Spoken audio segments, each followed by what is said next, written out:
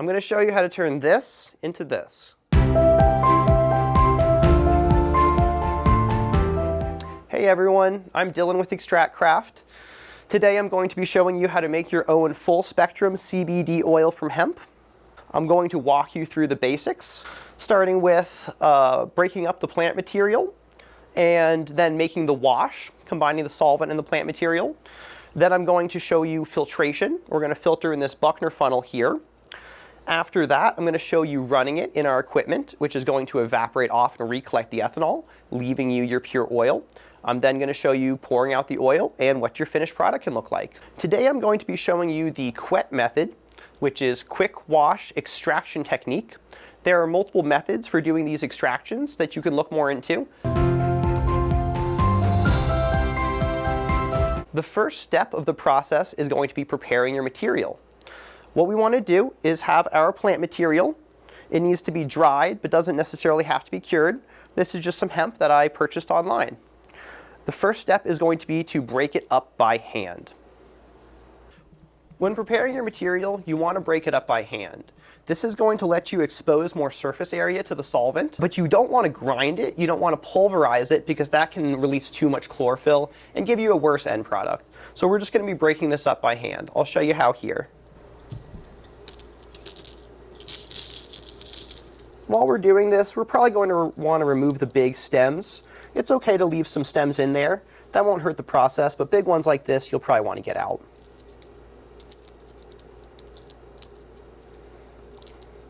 Here I'm just breaking up the plant material by hand. You want to break up the nugs a bit to get more surface area, but you don't want to pulverize them. If you're using shake or trim, you're probably fine to just leave it as it is.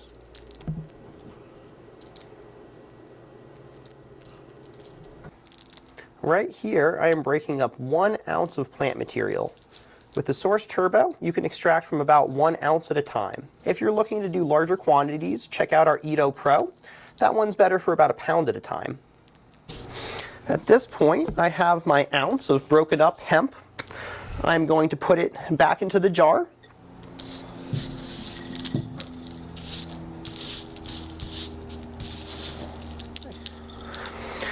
You can see that the process was quite quick. It took me about 2 minutes to break up this ounce here.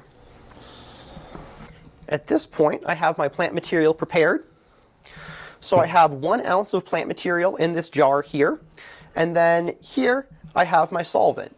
When using ExtractCraft equipment, and for the highest quality extractions, you must use 190 proof or higher non-denatured ethanol. The next step is that we are now going to freeze our starting material.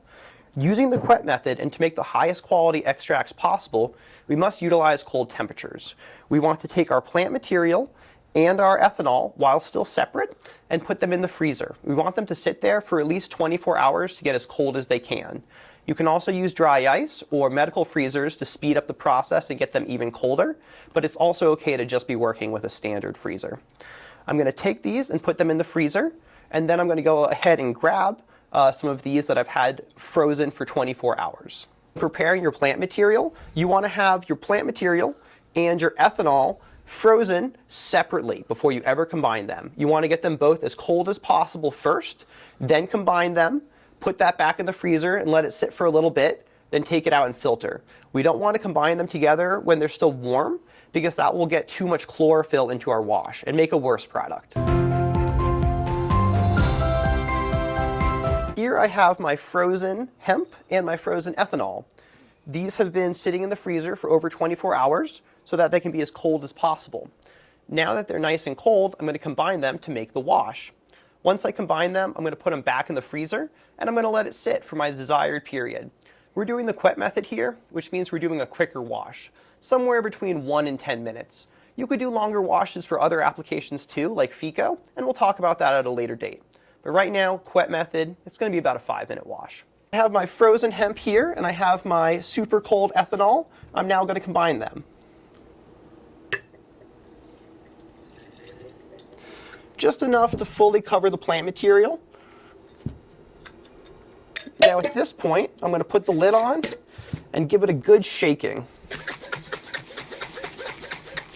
Now from here, it's important that I get this back into the cold as quick as possible.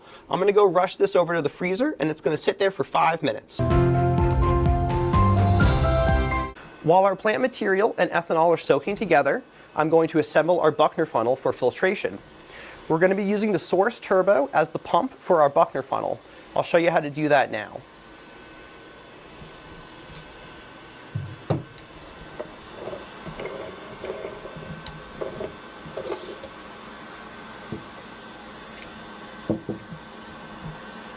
Right here is the vacuum port on the source turbo. If we're going to be using this as a vacuum, we want to make sure that we have the vacuum screw all the way in the closed position here, which means all the way clockwise until it can't go any further. Right there. Here is our Buchner funnel. It has the vacuum port on it right here. I'm going to take the tubing that it comes with, and we're going to attach that right there. At the other end of our tubing, we have our hose adapter. This is going to let us connect the bigger tubing to the vacuum port. Just like that. Make sure that the hosing doesn't touch the heating post during this, as this may get hot. Now I'm going to put a filter paper in the funnel here. These are our 110 millimeter fast flow filter papers that we do sell on our website. These provide a great level of filtration, adequate for most purposes. If you are going to be making a smokable, you'll likely want to go ahead and do a slow flow filter paper after, which we do sell on our site. Right here, I'll only be demonstrating ones to a fast flow. At this point, our Buchner funnel is set up. I'm going to go get our frozen plant material that's been soaking, and we're going to do the filtration on it. Here's our wash. It has been soaking together in the freezer for about 10 minutes now. I'll give it one last shake. Right here is a sprouting screen. This will help with your very initial filtration. I'm going to do the final preparation on the Buchner funnel now. Before you ever use one, you want to wet the filter paper down with some clean ethanol.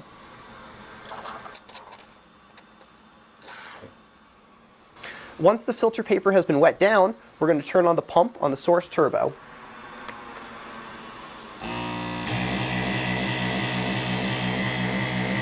If you see here, the filter paper is getting sucked down, and now we have a seal established. Feel free to push it down a little to make sure you have a good seal in there. The next step is simply going to be to pour our wash into there and let it perform the fine filtration. We're going to do that now.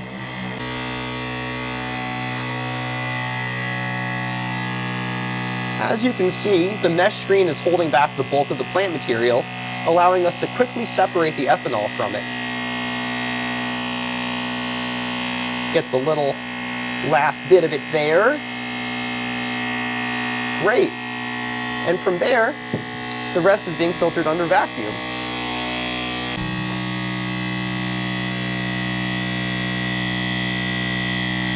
That's it, all filtered in about 20 seconds. The benefit of using a Buchner funnel is twofold. One is the speed at which it happens. As you can see, that happened in about 20 seconds. If we were using coffee filters, that could be 10 minutes. You never really know. The second is, if you look at this filter paper right here, you'll see how well it filtered. All of this here is small particles of plant material, fats, waxes, and other undesirables that we want to filter out. It's all caught on the filter paper, and our solution is clean and well filtered. This completes the filtration step. As you can see, it was simple, easy, and efficient. The next part is the fun part. That's where we get to put this filtered wash into our machine to run it and turn it into oil. Now that I'm done using the source turbo just for its vacuum port, I'm going to reassemble the source turbo. I'm going to put the bottom seal down here. Then I'm going to put on the collector or the globe. Make sure everything is well seated. I don't need to put my crucible in just yet because I'm going to fill that. It's always important to make sure your seals are very well seated when you're reassembling your source turbo. This is important so that we maintain a good vacuum. If the seating is slightly off, you may have a vacuum issue. If you're experiencing that, stop the unit, move the seals around, make sure everything is seated well, and try it again. The next step is that we are going to run our filtered solution in our machine. What I'm going to do here is take the crucible for the source turbo, and I'm going to fill it up to the fill line. It can be hard to see, but there is a fill line in the crucible here for the source turbo. It's important that we don't fill over that line. That line right there is 300 milliliters. We can fill up to that line, but if we go over that, we can see some splattering that might get into your recovered ethanol and overall slow down the process. I'm now going to pour our filtered solution into the crucible for the source turbo, again filling it just up to the fill line.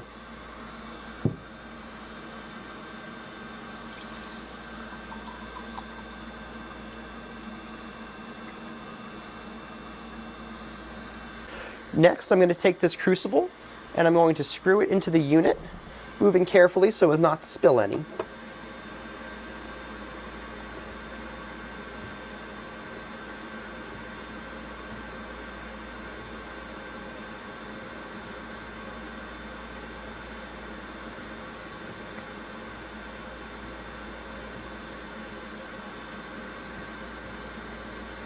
Make sure it is screwed down all the way and well secured. You shouldn't have to use force here, but you do need to make sure it's screwed all the way down. Then I'm just going to put on the lid, again making sure everything is well seated. Next, I'm going to grab my ice tray. Here's the ice tray. It's important that you always use it while running the unit. This is going to make the pumps have to run much less. It's also going to make it so the top of the unit is the coldest part, meaning the ethanol vapor will collect there, which is at a slant, and it'll then collect in your outer collector here. Our units work under vacuum, so the top lid will get vacuumed down on there, and you'll be able to lift the entire unit by it. Being under vacuum is an amazing thing. It lowers the boiling point of the ethanol inside. Now we're going to evaporate off the ethanol at a low temperature, only 105 degrees Fahrenheit. This low temperature is important so that we can preserve the terpenes and other flavonoids inside our wash or inside of our oil. As well, it's going to be recollecting all of the ethanol that you put into it. Almost all of the ethanol that goes into the machine, you'll have clean for reuse come back to you. There'll always be some loss of ethanol over time. When you soak the plant material and strain it, it'll always hold on to some. So there is a minimal loss there, but whatever you're putting into the machine, you're getting back out clean for reuse. For us, our elevation is already set on the unit. If you've just gotten the unit, you need to set your elevation before you use it. Check the user manual for instructions on doing that. It's a one-time set. Once you've done it once, it'll hold even if you unplug and replug it. Now we're ready to run our unit. We want to make sure that the vacuum screw over here is all the way in the closed position. It goes counterclockwise to open and clockwise to seal. We want to make sure, just like the crucible, that it's tightened all the way, but you shouldn't have to force it. Just go until its natural stopping position. Now it's time that we use the unit. We have the vacuum screw in the closed position. All I'm going to do is press and hold the button for 4 full seconds. That's going to start it in turbo mode.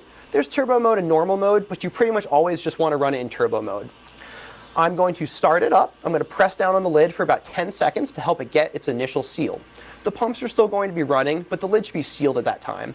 That's when I'm going to put the ice tray on and let it do its thing. The pumps will likely run for about a minute, but then they'll shut off, and for the most part they'll be off, but they'll come back on a little bit here and there every 5-10 minutes or so. I'm going to press down and hold this button for 4 seconds. 1, 2, 3, 4. I'm going to let go. It'll flash twice to confirm turbo mode, and then the pumps are going to kick on. I'm going to press down on the lid, and I'm going to hold it for about 10 seconds to help it get its initial seal. After that, the lid should be sealed on there. I can give a light lift to confirm, and at that point, you don't always need to do this, but you should be able to lift the entire unit up by the vacuumed on lid. Now I'm going to put on the ice tray and let it do its thing. The pumps are going to keep running for maybe about a minute, after which point they're going to shut off and it's going to start processing. The pumps will come back on something like every 5-10 minutes or so. That's a good thing and it's completely normal. Your first extraction can be a little nerve-wracking. This is new for a lot of people and that's completely understandable. Once you've done it a couple times, it'll become second nature for you. One thing to look out for is that if your pumps do keep running in the beginning, stop the unit, check the seals, make sure everything is well adjusted, and try again. They should run for just about a minute and then turn off. Also make sure that when you started it up, you press down on the lid and hold it for about 10 seconds. This is important to get that initial seal. No matter which mode you're in, normal mode or turbo mode, the machine will always have a 2-hour safety cutoff. That means after 2 hours of running the unit, the light will still be on, the fan will still be going, but it's no longer processing. At that point, you'll want to start the unit back up. In turbo mode, it normally takes somewhere between 2 and 3 hours to finish a full crucible, where normal mode would be more like 4 to 6. You can use a timer, so after 2 hours, know that it's stopped and go ahead and start it back up again, or you can download the app for the unit, which will tell you how much time is left on a run. As you can see here, our unit is just starting to get a boil. You got little bubbles forming in there, and you have ethanol vapor collecting on the top. While it's running, sometimes you may have a rolling boil, sometimes it might not be boiling at all. That's okay. It doesn't always have to be boiling to be evaporating off the ethanol. Completely normal.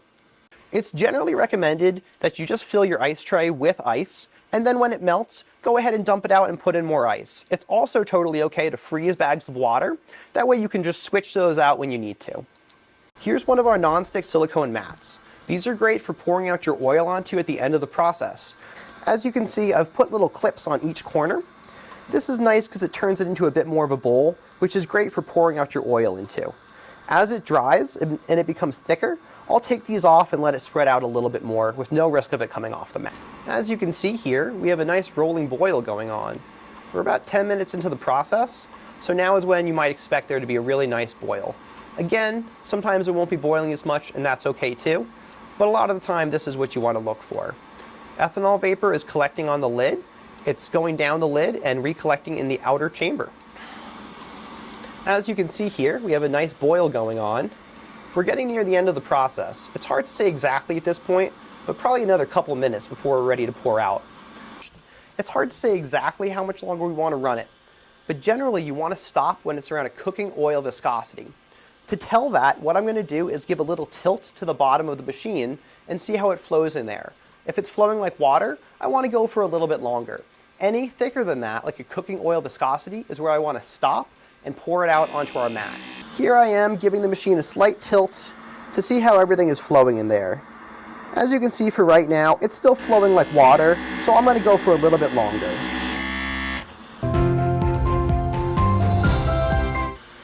All right, I'm going to stop the process and I'm going to pour out the oil.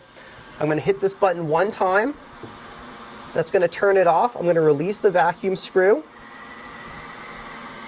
I have to wait a little bit here, and then it's going to release the lid and let me remove it. Can't just yet. Almost, and there it goes. I'll pour off any ethanol still on the lid right into that collector.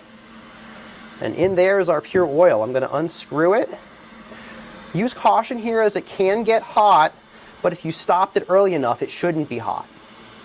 But if you ran it a little too long, it can get hot, so just make sure to use caution. I'm going to pour this out onto a non-stick silicone mat.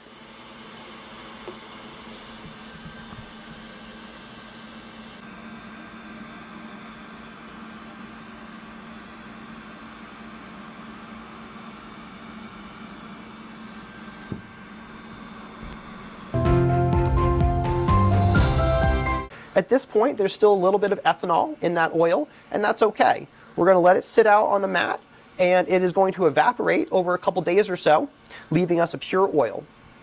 This is what it looks like after it's sat out for a couple days. A little bit of solvent left in there has evaporated out, and now we have a pure oil. This full spectrum CBD oil is ready to be used as is. Right now, if you wanted to dab this, it'll be perfect for that. You can use this in recipes. You can turn this into tincture. You can work with it however you want. You can even turn this into vape carts. Once you're at this point, the choice is yours what it is you do with it. But at this point, it is good and ready to be used. As you can see here, I have my pure full spectrum CBD oil. If I wanted to remove this from the mat, I can fold it onto itself and the oil is going to stick to itself. I can keep doing that until I eventually have it folded up into a ball. It'll look something like this.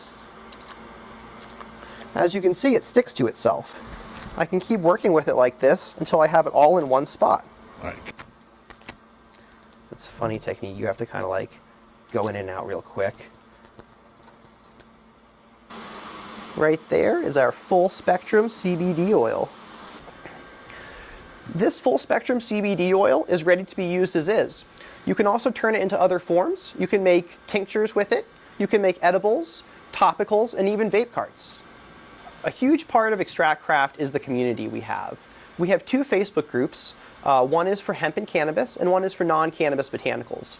Our larger group has over 16,000 members. These are all people making their own oils using various botanicals. The community is very helpful and very loving and understands that we all just share an interest in plant medicine, and we all want to help each other to craft exactly the oils that we're looking for. Thank you for joining me today.